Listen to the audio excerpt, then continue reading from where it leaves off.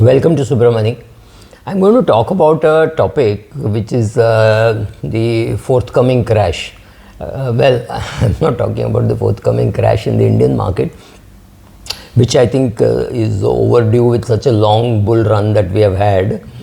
But I'm going to talk about which has been the biggest bubble ever.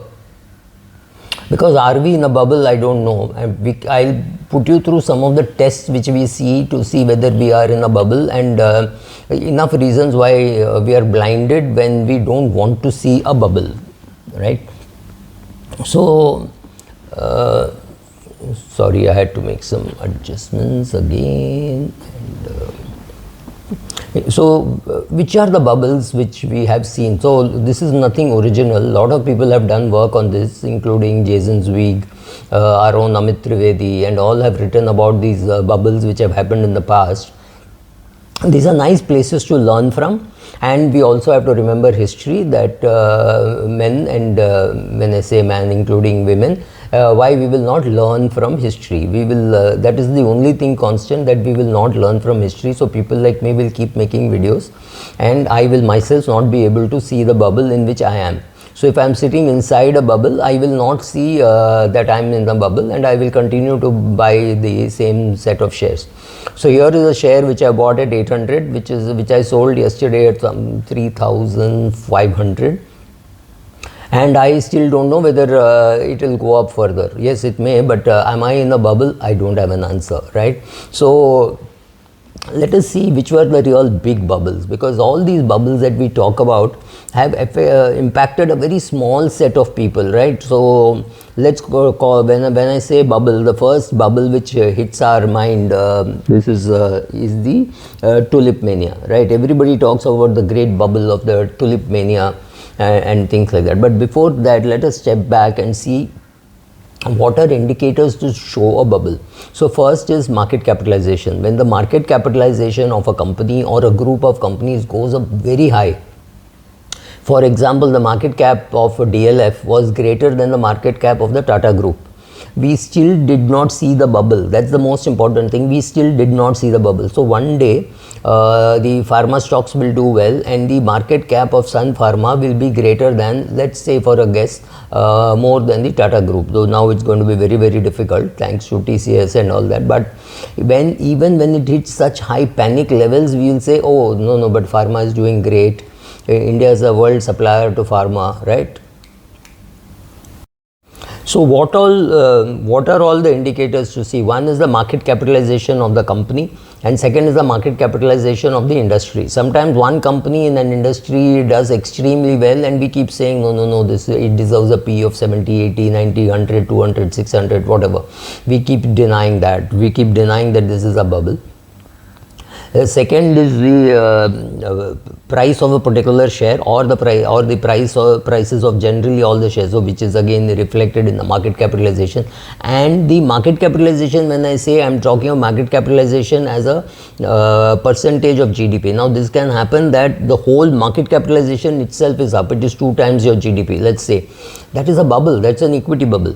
But if, let's say, just the telecom companies, or sorry, the infocom companies or the tech companies, right, the Infosys, TCS, and those companies, as the market cap increases in size, the market weightage increases, everything increases, then you know that the bubble is in one particular industry, right? So the 2002 to 2007 bubble that we are talking about, which happened in the equity markets going from 3,000 to 21,000 in the Indian context of the Sensex, we keep forgetting that it was largely an infrastructure bubble. So your Larsen & Toubro, your Tata Power, even your Cholamandalam, Kotak, and all those companies, those were the ones which participated in the boom. Not your pharma, not your FMCG, right? It was largely an infrastructure boom. Infrastructure market capitalization was high. Each company had very high market capitalization, so that boom. But it was not visible to me because I was nicely sitting in the bubble and enjoying the bubble, right? So most times you can't see the bubble, you can't see the risk. So risk I've done separately, but largely you can't see the bubble. the price of the single share, price of the market capitalization, the market capitalization of the particular company or of the industry, and the speed at which it goes up, right? So if you took the Adani group before the Hindenburg report, it went up too fast, too high. The P's were made no sense. I mean, that is the reason why most of us could not participate in that boom, because I just couldn't understand those PEs. So I was very lucky that I did not buy those shares at those prices, simply because the PEs were, let me put it this way, ununderstandable rather than, so it was never attractively priced. So when you put all these criteria, let us look at the big bubbles. Again, this is Jason Zweig, sorry, Amit Trivedi and a lot of contributors to this. So historically, let us see the big bubbles. So when we talk of a bubble, the first bubble which comes to mind is the tulip mania, right? So I call it the tulip mania. So we've gone through the tulip mania in India. This was the tulip mania in Holland, where the prices went up. But how much did the prices go up by? The price of one tulip was equal to the price of one house. But hold your horses. The number of people who transacted, or the number of people who had this was I think very low. It was something like 37, and the prices at which they were traded was equal to 1 year's wage of a person. That's high. I'm not saying that's low, but it is nowhere near the exaggeration of the price which people say, oh, tulip mania. The number of people impacted was just too less.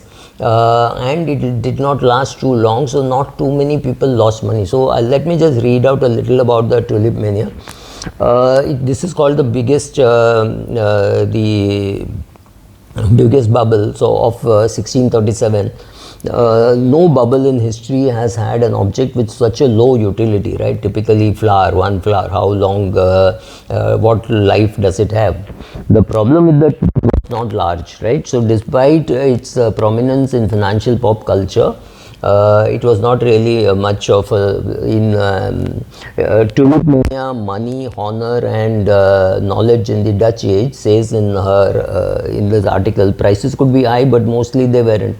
Although the price of all tulips cost around 5,000 guilders, which is the price of one house, the very little trade really happened. Only about 37 people who bought it for 300 guilders, and 300 guilders was 1 year's wage. So that's not really too much. And even Jason Zweig writes that at its peak, the market for rare tulips seems to have been limited to a few hundred people, in that many of them traded only once or twice, right? So given that the tulip mania was not really big, I must thank Dollars and Data for this, for the summary of these manias. Then there is the South Sea bubble, which was 1720. So historically, going date wise, the tulip mania was 1637.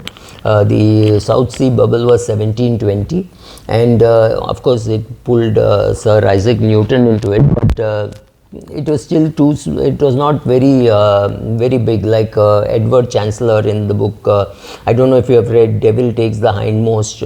It's a fantastic book which you must read. So remember the South Sea bubble, which is there in the Devil Takes the Hindmost book. Important to realize that it impacted only the shareholders of South Sea bubble. Now similarly, in India you will find many stories of a company completely vanishing. Silverline, for example, it just vanished. Whom did it hit? It hit all the shareholders of Silverline. It did not take the industry down.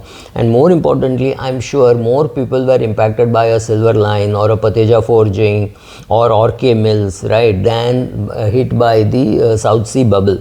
But the South Sea bubble has been written about so much that people think it is big. It is not. It was not anywhere near as big as some of the recent ones that we have seen, right? Like the 1929 crash, or the housing bubble in the US, or the forthcoming education bubble in the US. These are going to be much bigger, have a much greater impact. It will be in trillions of dollars and impacting hundreds of thousands of people.